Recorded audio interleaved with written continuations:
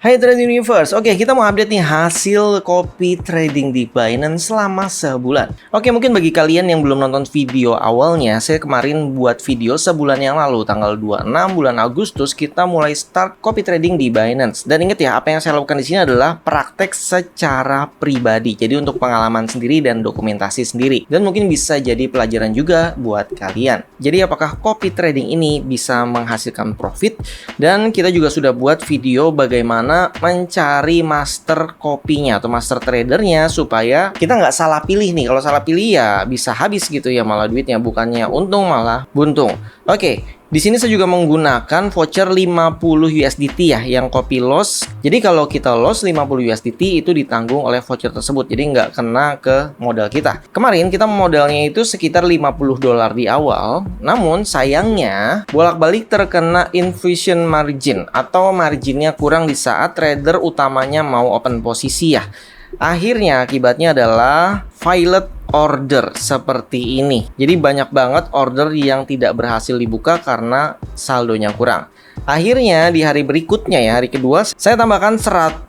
Niatnya mau nambahin $50, tapi kepencet jadi 100. Akhirnya total modalnya $150. Dan saya tahan sampai sebulan. Dan kalian bisa lihat ya, hasil akhirnya itu kita profit ya. Dan bisa dibilang profitnya lumayan. Mungkin karena memang marketnya di bulan Agustus, September lumayan dahsyat ya. Naik dan turunnya tepat di 30 hari. Dan di tanggal 27 ini karena masih ada muncul tulisan margin kurang ya untuk open posisi, akhirnya saya tambah lagi.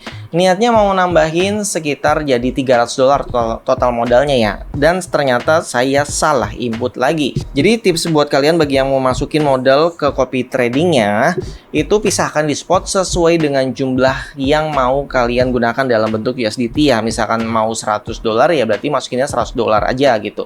Karena kalau dilebihin kadang kita salah pencet jadi maksimal walaupun udah nulis angkanya misalkan $50, pas kita mau oke malah kena maksimal dulu baru oke, akhirnya malah kebanyakan seperti saya. Dan kalau udah terlanjur banyak ini saya agak males juga sih nariknya. Di 31 hari ya, karena lebih 1 hari ini total profitnya adalah $87 dan dipotong sekitar 10% ya sama master tradernya, sehingga dapatnya sekitar $85 sih di sini untuk net profitnya. Jadi total modal saya sekarang itu sekitar $550 ya. Di sini tulisannya $540 mungkin karena kena profit share-nya.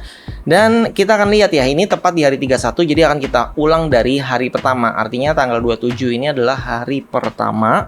Kita mulai start dengan modal 550. Kita coba lihat ya hasilnya bagaimana. Karena ini penting banget di saat kita gagal order ya di bagian kopinya ini. Kalian bisa lihat failed ordernya ini banyak banget ya, bukan dikit gitu ya, bukan cuma 1-2 tapi benar-benar banyak banget. Artinya banyak banget kesempatan open posisi yang enggak kena gitu. Tuh banyak banget ya.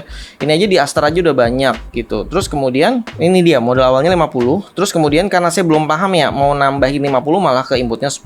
Terus yang kedua malah salah input jadi 90 gitu ya. Akhirnya modalnya kita stay di 150. Akhirnya baru saya tambahkan lagi karena memang setiap mau open posisi muncul tuh notif marginnya kurang. Jadi kadang itu masuk ke email atau notif di aplikasi Binance-nya ya. Oke, untuk bulan pertama sih profit ya.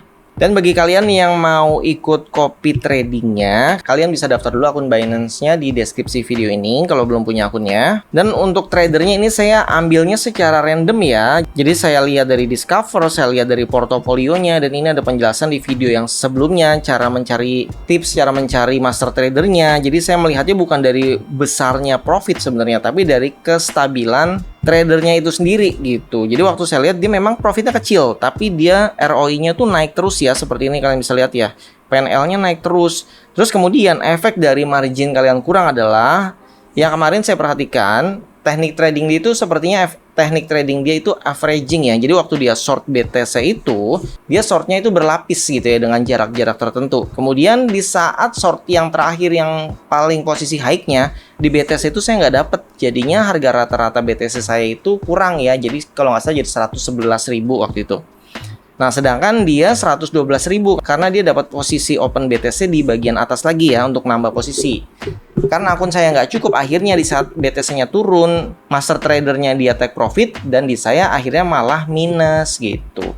Dan kalau untuk total modalnya berapa, yang ideal. Ini juga saya lagi cari tahu ya, kira-kira berapa yang pas ya. Kalau misalkan kita lihat dari bio-nya dia, itu dia tulisannya $500. Jadi tadinya saya mau genepin $500, tapi karena kelebihan 550 ya sudahlah. Jadi saya start untuk 1 bulan ke depan dengan $550. Dan untuk batasan kerugiannya, di sini saya menggunakan voucher yang $50. Jadi kalau misalkan sudah rugi $50 di luar profit yang sekarang ya, kan sekarang profitnya $85 ya. Jadi kalau minus gitu ya, jadi minus sampai $50 baru saya hentikan copy tradingnya. Dan di sini saya tidak mengajak kalian untuk ikut copy trading, karena apa yang saya lakukan ini adalah percobaan untuk diri saya sendiri.